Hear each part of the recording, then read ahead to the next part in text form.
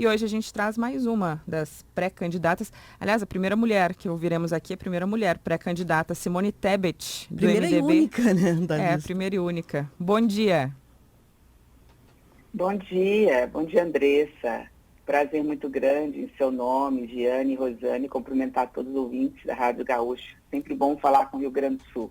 Obrigada por nos atender nessa manhã. Já chama atenção mais uma vez para os nossos ouvintes que estamos em imagens lá em GZH, no aplicativo, no site, para quem quiser nos acompanhar. Bom, pré-candidata Simone Tebet do MDB, o que leva a senhora a acreditar, e a gente tem falado muito, a imprensa tem falado muito, os políticos têm falado muito em terceira via, porque sabemos da polarização. Ex-presidente Lula, presidente Jair Bolsonaro. O que leva o MDB a trazer uma pré-candidata também, o MDB que normalmente faz aliança com esses partidos, faz aliança com quem está no poder. Bom, obrigada pela pergunta, Andressa. Isso você me permite abordar essa questão por dois lados. Primeiro, dizer que o Rio Grande do Sul é o grande responsável pelo meu lançamento da minha pré-candidatura. Eu tenho como principal referência na política hoje o meu querido amigo e ex-senador Pedro Simon. Sempre me estimulou, o grande amigo do meu pai, que eu pudesse sempre estar na política, na frente da política, fazendo a boa política. Mas quem foram os primeiros a me procurar foram realmente os políticos do MDB do Rio Grande do Sul. Começo aí falando, inclusive, do deputado federal, Alceu Moreira, que esteve diversas vezes no meu gabinete, entendendo a necessidade do MDB colocar uma candidatura alternativa, passa pelo próprio presidente da Assembleia Legislativa, que também esteve conosco, enfim, o Gabriel como deputado, Norton, do MDB Jovem, nosso coordenador da juventude do MDB, também o Norton aí do Rio Grande do Sul. Foram vários companheiros que nos procuraram de todo o país, mas especialmente do Rio Grande do Sul, entendendo a necessidade do MDB se posicionar. Você falou assim, o que leva o MDB nesse momento a lançar uma pré-candidatura. Muitas pessoas têm dificuldade de entender o papel do MDB no processo democrático. A gente só se lembra que ele participou no momento mais decisivo da história do país, na redemocratização, lutando a favor das liberdades públicas e contra o autoritarismo. A gente só se lembra do MDB que abarcou todas as correntes ideológicas quando os partidos não podiam ter voz nem vez.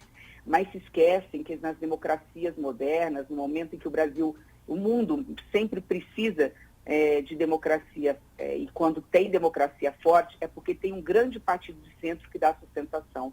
E normalmente o partido de centro é aquele que normalmente não lança candidato, é aquele que está sempre pronto no parlamento, normalmente é um partido de parlamento, para conversar ora com o centro-direita, ora com a centro-esquerda, para, por exemplo, ter a convergência. E o MDB fez isso e fez isso muito bem. Vamos lembrar que fez isso nas duas gestões do ex-presidente Fernando Henrique Cardoso, fez isso nas gestões passadas e agora nesse momento em que novamente a gente vê as instituições democráticas sendo ameaçadas, seja através desse gabinete do ódio, seja através do radicalismo contra a imprensa livre, contra a oposição e o pensamento crítico, o MDB novamente é chamado para, numa candidatura própria, uma pré-candidatura nesse momento, para se colocar e chamar todos à razão. É um momento de pacificação, é um momento de voltarmos a fortalecer as instituições, a política. É importante lembrar que nada se faz fora da política, né? Tudo que vem de fora da política nunca é bom.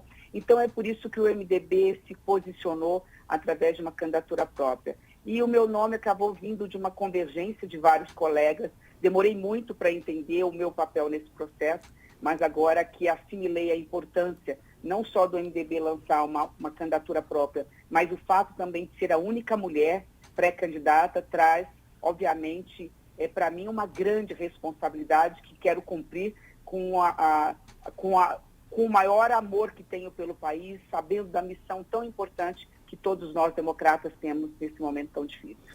Bom dia, senadora. Prazer em falar com a senhora.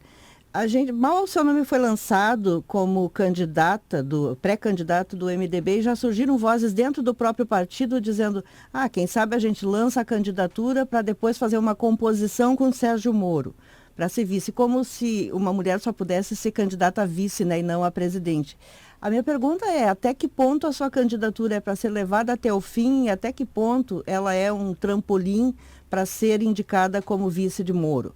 E aproveito para lhe perguntar também se o fato de as pesquisas hoje mostrarem o ex-presidente Lula tão à frente, com o presidente Jair Bolsonaro em segundo lugar consolidado, de alguma forma lhe desanima. Começando pela última, de forma alguma. Aliás, foi a razão por que o MDB se posicionou e eu aceitei.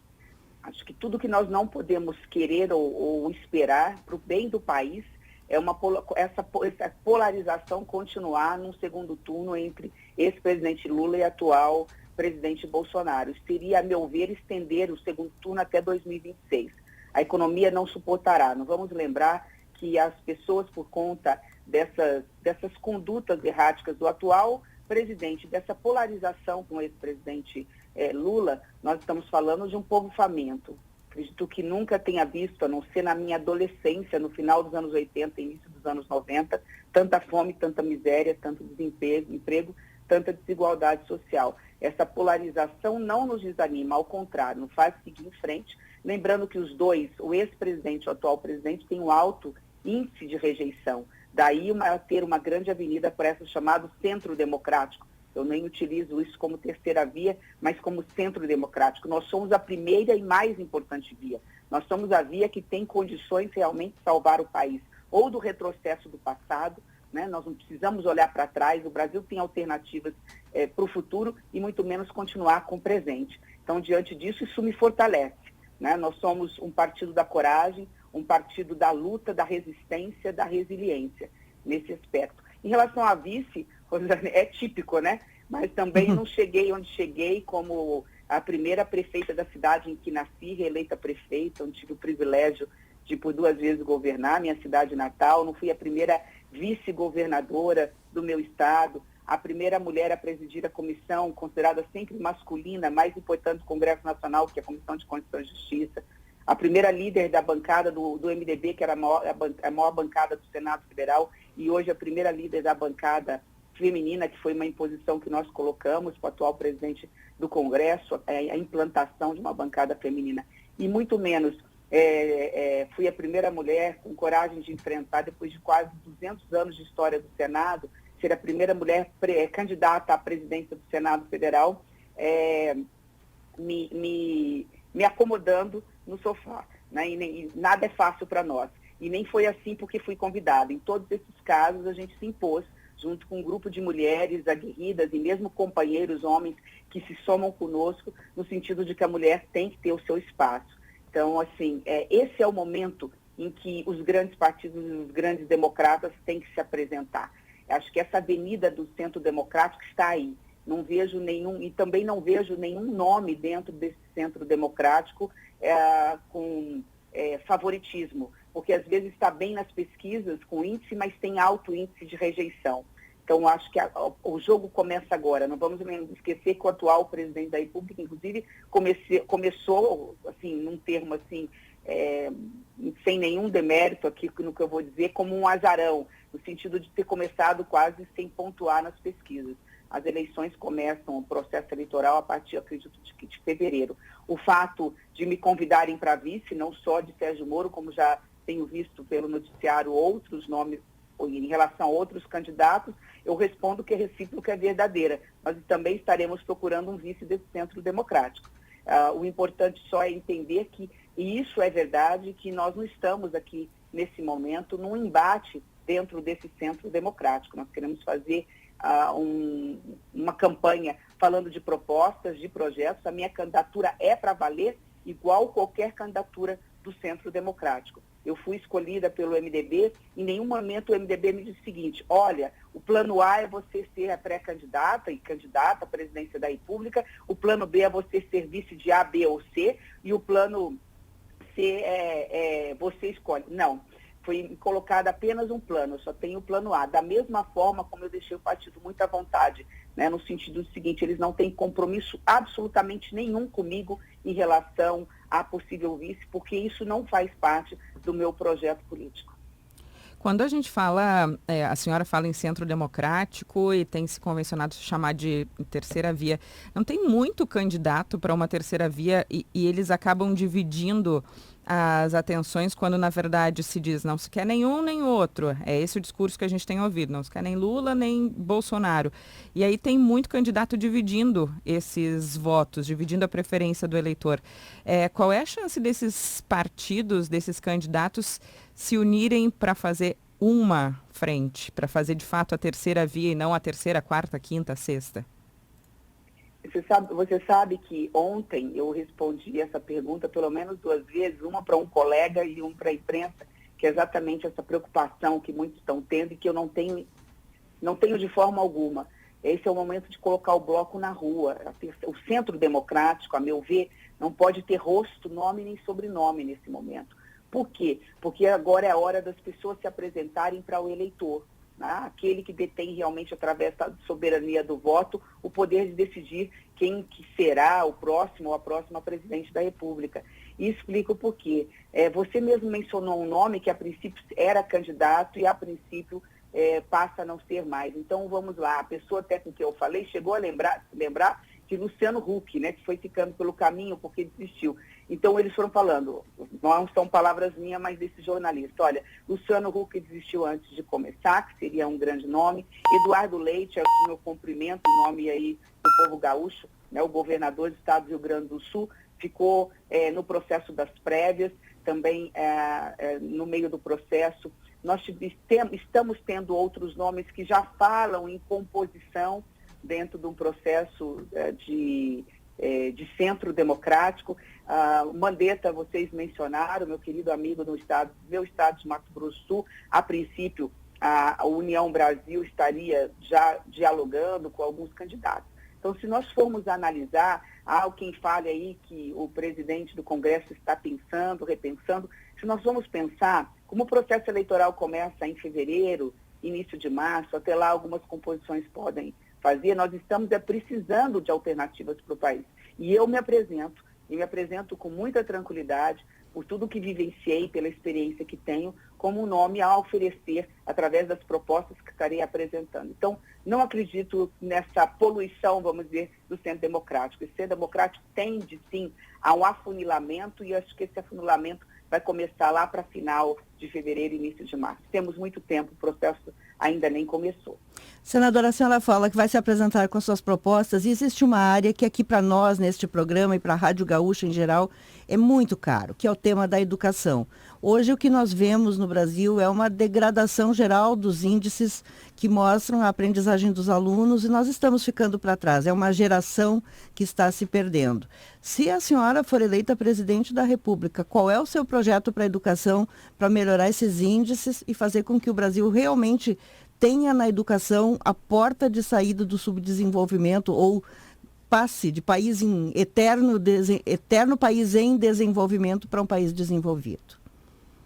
Bom, primeiro você me permite, que eu sou professora universitária, dei aula há 12 anos, fiz mestrado para isso, para poder estar em sala de aula cumprindo da melhor forma possível o meu mistério, a minha missão. Primeiro é deixar muito claro a população realmente acreditar que educação não vai fazer apenas parte de um discurso de palanque, que ele faz parte do cotidiano e da realidade e da convicção do parlamentar que hoje se propõe, do candidato que se propõe a ser presidente da República. E eu acho que isso passa necessariamente por um plano nacional e regional de desenvolvimento. Me perguntaram recentemente quem seria a minha equipe econômica.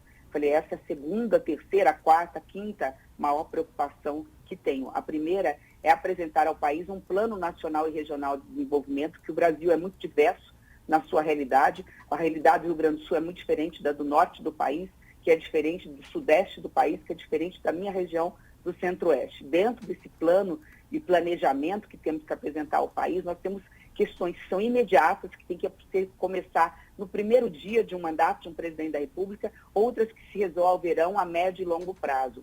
Dentre elas, a começar no primeiro dia, e obviamente que depende aí de uma geração de pelo menos 10 anos, está a educação. A educação de qualidade, a começar pela igualdade, da qualidade de ensino do filho, do cidadão mais simples desse país, menos letrado, a qualidade de ensino igual à do filho do cidadão mais rico. Enquanto nós não tivermos essa igualdade no ensino público, com o ensino privado, nós não teremos a tão sonhada igualdade de oportunidade, de ter os trabalhadores tendo qualificação, tendo formação ou qualificação para serem inseridos no mercado de trabalho e ganharem não só uma miséria de um salário mínimo, mas terem condições mínimas de sustentar a sua família e ter uma vida digna. É óbvio que isso passa por uma série de situações que não dá para ser explicada aqui, mas eu tenho duas preocupações muito grandes. Eu tenho uma preocupação muito grande, não só com a formação, no que se refere ao ensino fundamental, mas especialmente com o ensino médio. Essa evasão escolar me preocupa muito.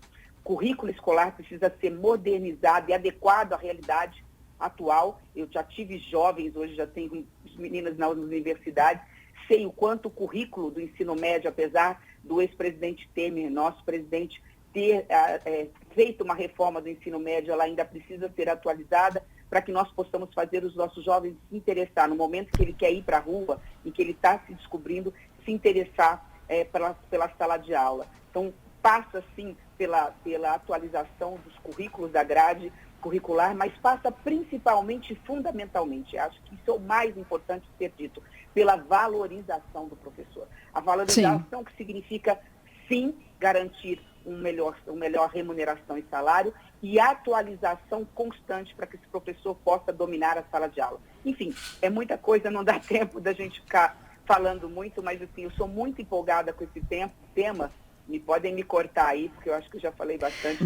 Na próxima vez, a gente vem só para falar de educação, porque tem muita coisa a ser dita. Eu quero entrar em pontos que são as dores atuais dos brasileiros, né? A área econômica. E eu vou começar pela principal dor do brasileiro hoje, que é a inflação.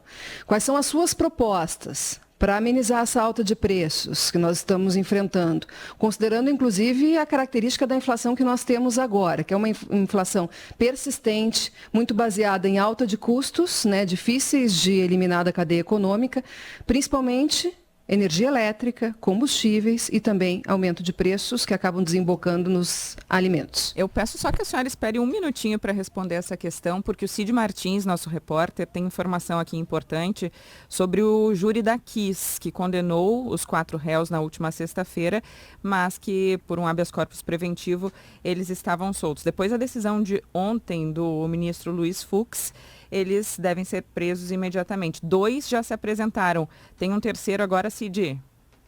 Isso mesmo, Andressa. Bom dia a todos. Mauro Hoffman, sócio da Botekiss, se entregou há cerca de 25 minutos em Tijucas, na Grande Florianópolis. Confirmado pela assessoria dos advogados Mário Cipriani e Bruno Seligman.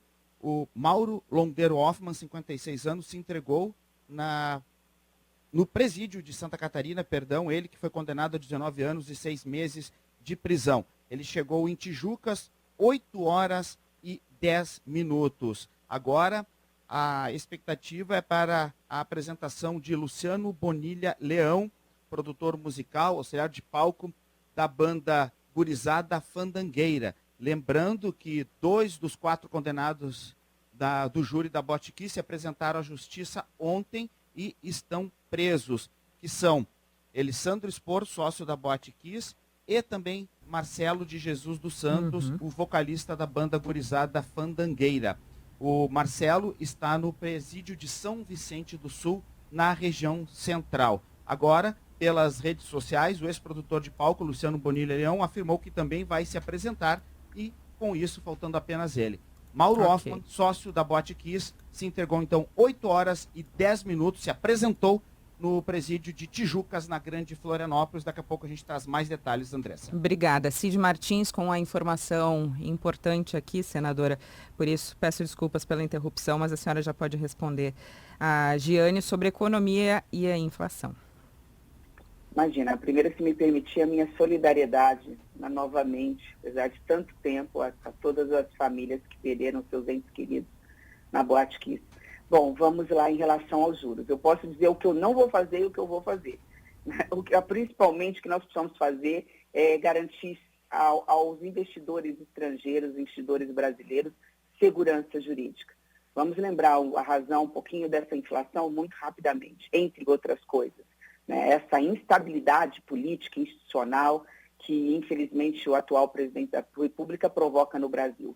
Toda vez que fala de forma atravessada, nós temos impacto na Bolsa, o dólar sobe, infelizmente os preços dos produtos no Brasil quase todos são dolarizados, porque a gente depende muito de importação, inclusive de produtos da cesta básica. Vamos lembrar que nós não somos autossuficientes, por exemplo, no arroz, que é o prato do dia a dia do povo brasileiro.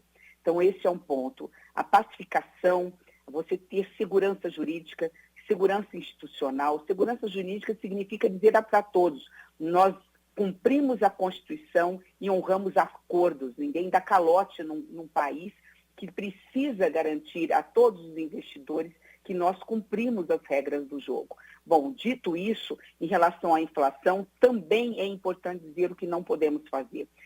Essa inflação não é uma inflação de demanda, não é uma inflação porque as pessoas estão consumindo mais, porque estão comprando mais, ao contrário. Nunca o povo brasileiro esteve tão endividado. Recentemente saiu uma pesquisa que quase 65% da população brasileira está devendo, de alguma forma, na praça. Está devendo para banco, está devendo para terceiros, está devendo no comércio. Quem está devendo, quem tem os salários que não estão sendo reajustados de acordo com a inflação, não tem poder de consumir. Então, esses juros ele não vem da quantidade de demanda. Ao contrário, consequentemente, nós temos que rever essa alta de juros, e isso é uma coisa muito importante. Então, a senhora entende que aumentar juro não é a ferramenta adequada para conter a inflação? Depende. Nesse caso, quando o aumento da inflação ela não vem por demanda, nós temos que rever o que é que está acontecendo com a política monetária, com a política, inclusive, fiscal do próprio governo, para que eles possam justificar esse aumento de juros. O aumento de juros vai levar não só a que as pessoas, especialmente quem gera emprego, vamos lembrar que o setor de serviços no Brasil é o que mais gera empregos diretos e indiretos. O setor de serviço, o micro e pequeno empresário, depende muitas vezes de empréstimos a curto prazo, a médio prazo, para poder fazer com que o seu negócio possa circular.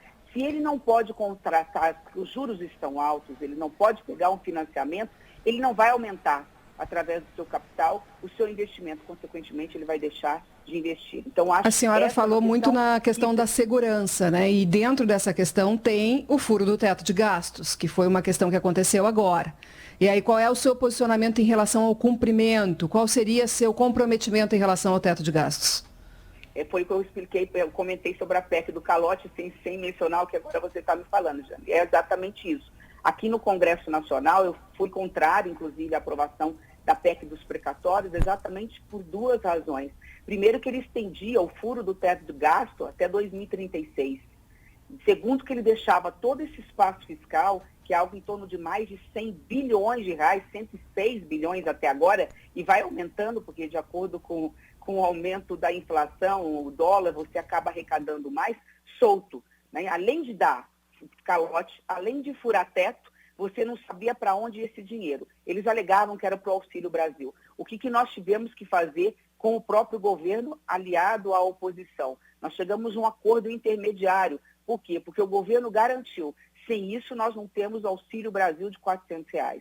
Nós não podemos aceitar, obviamente, que nenhuma criança passe fome no Brasil. Então, nós tivemos que, e o Senado quase que, com uma votação até extremamente assim, alargada, com, salvo engano, 63 dos 81 votos, acabaram fruto de um acordo que tivemos que fazer, reajustando o texto a aprovar. Nós passamos o furo do teto de gasto de 2036 para 2026, então reduzimos em 10 anos a possibilidade desse furo do teto, porque na realidade quando a gente fala do furo do teto é o não pagamento dos precatórios, fazendo um subteto em relação ao teto hoje existente. Fizemos isso com muito má vontade, porque eu sou a favor de se garantir, através de responsabilidade fiscal. As âncoras fiscais foram fundamentais para dar estabilidade econômica para o país, né? Eu votei, inclusive, a favor do teto de gastos, votei, inclusive, as reformas, e entendo que a responsabilidade social, portanto, inclusive o próprio Auxílio Brasil, que é o antigo Bolsa Família,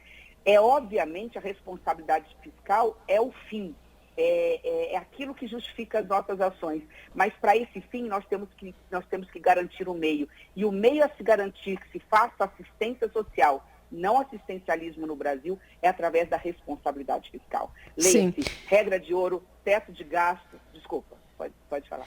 Eu queria perguntar sobre uma outra preocupação e que todos os pré-candidatos têm falado aqui, que é sobre a alta dos preços dos combustíveis e com isso se acaba falando sobre a política de preços da Petrobras, né? Política de preços que foi criada inclusive no governo de Michel Temer. E qual é o seu posicionamento sobre a política de preço da Petrobras, que é seguir paridade internacional e mexer nos preços conforme variação de petróleo e dólar? Bom, vamos lembrar que nós ainda não somos autossuficientes em petróleo. O fato de termos 20% ainda de importação, apesar de termos o pré-sal pronto para ser explorado, inclusive até através de cessão onerosa, esse é um ponto que precisa urgente de regras flexíveis. Acho que é uma medida muito importante a gente flexibilizar a lei geral de licitação e contratos, nesse caso de leilão específico do pré-sal, para facilitar, flexibilizar regras, para que esse ouro preto, né, ou o ouro negro que está no mar, no oceano, no subsolo do oceano brasileiro, não vire depois pó, porque daqui a 30 anos nós podemos falar de outra matriz energética. É fundamental que nós nos tornemos autossuficientes em petróleo. Esse é um ponto. É possível, sim, você acelerar esse processo de cessão onerosa para que a gente possa ter parceiros da iniciativa privada, sejam investidores internacionais ou nacionais, explorando conosco esse petróleo. Este é um ponto. O segundo ponto é, diante do que nós temos da realidade, nós estamos analisando aqui no Senado Federal, nós estamos participando de algumas audiências públicas, da possibilidade, ainda não é nada concreto, nós temos que avaliar e aprofundar nesse tema, em relação a se criar um fundo, né, que é possível ser feito,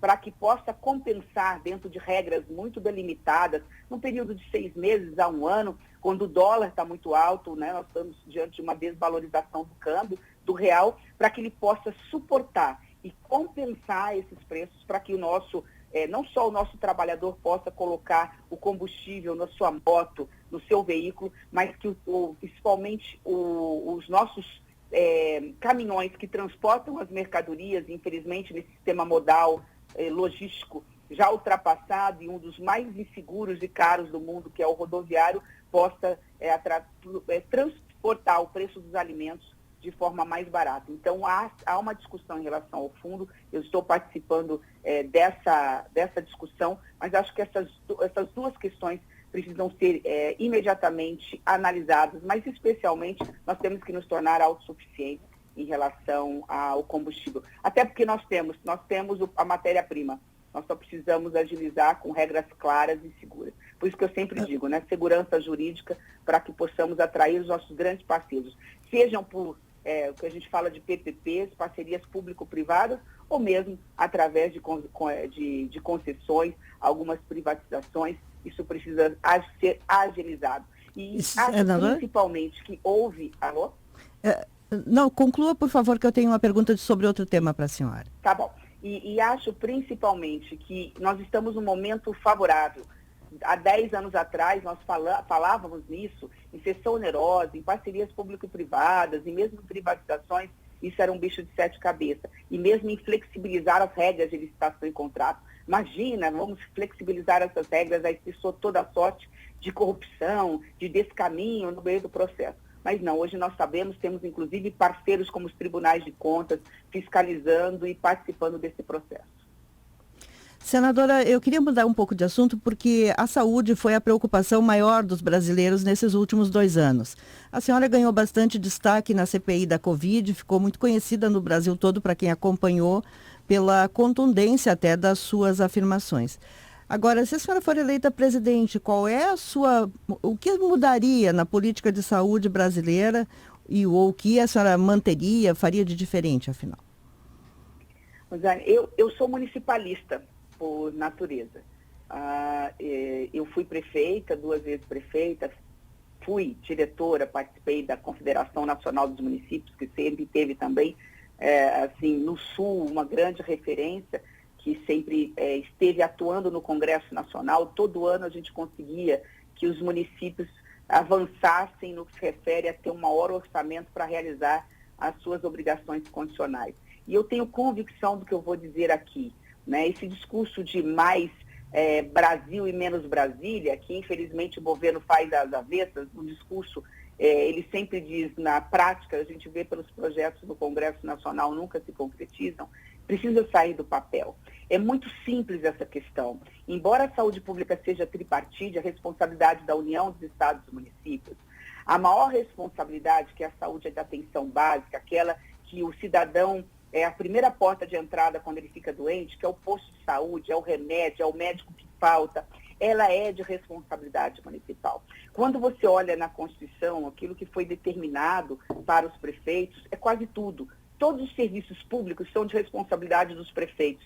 Você tirando a questão da segurança nacional, que é responsabilidade da União, o ensino universitário, que também fica fora da haste do município, tirando segurança pública, que é responsabilidade do Estado, praticamente quase tudo. Tudo que o cidadão demanda e precisa, ele bate na porta do prefeito, inclusive saúde pública. E quando nós olhamos as receitas do prefeito, do município, ele não tem nem 20% de todo o bolo tributário, de todos os impostos que nós pagamos. É fundamental rever nesse pacto federativo para inverter essa lógica. Então, isso também passa pela reforma tributária para que nós possamos, no pacto federativo, redistribuir, desconcentrar os recursos públicos para que os municípios possam ter mais recursos. Feito isso, nós começamos a resolver na base o problema da saúde pública. O problema da saúde pública não é gestão. Não há nenhum prefeito que não se comprometa com saúde pública. O que ele não tem é recurso financeiro. E pela Constituição, a responsabilidade na saúde básica, aquela saúde elementar, ela é do prefeito. Sem dinheiro não faz. Com recursos, e hoje nós temos fiscalização, controle, para ver se o dinheiro está sendo bem aplicado, nós temos medidas para fiscalizar, nós temos condições de avançar. Hoje o que a gente vê no processo contrário, se me permitir, é o dinheiro público sendo deixado no meio do caminho, porque ele começa em nível nacional, está ali, aí vem os tais dos orçamentos secretos, onde o prefeito precisa do recurso, ele vai atrás do seu senador, do seu deputado federal, esse recurso a gente não sabe como é distribuído, por que Porto Alegre, do nosso querido prefeito Sebastião Melo, que esteve conosco no pré-lançamento, recebe menos do que o prefeito do Rio de Janeiro ou o prefeito de São Paulo, nós não sabemos os critérios quais são, e pior ainda, esse recurso que sai de lá, muitas vezes ele sai num valor de 100%, ele chega só a 90%, 85%, porque de alguma forma esse dinheiro ele vai ficando no meio do caminho até chegar na mão do prefeito. Então, eu acho que passa principalmente por isso, obviamente, além da questão de gestão, além da questão de reanalisar aquilo que entra dentro da responsabilidade, do compromisso da saúde pública naquela chamada saúde de média e de alta complexidade, aí sim de responsabilidade já dos governos estaduais e do governo federal. Muito obrigada, pré-candidata do MDB, Simone Tebet, conosco aqui no Gaúcho Atualidade. Bom dia, bom trabalho para a senhora. Eu que agradeço, bom dia a todos.